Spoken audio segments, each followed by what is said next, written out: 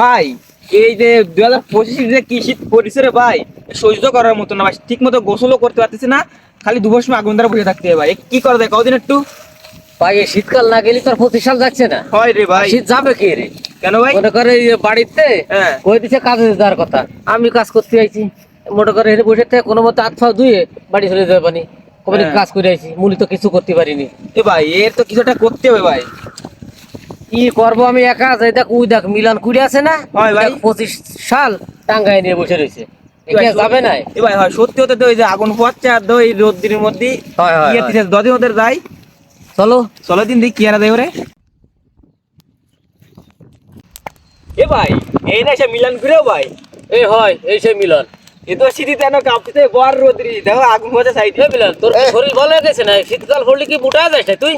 মেলাগুলো গাই দিয়ে আমার এ ভাই, এ ভাই, জ্বালাস না। আমি খুব এ কি দেখাচ্ছে ভাই? এ তো কয় 100 দামা গাই দিয়ে আছে ভাই।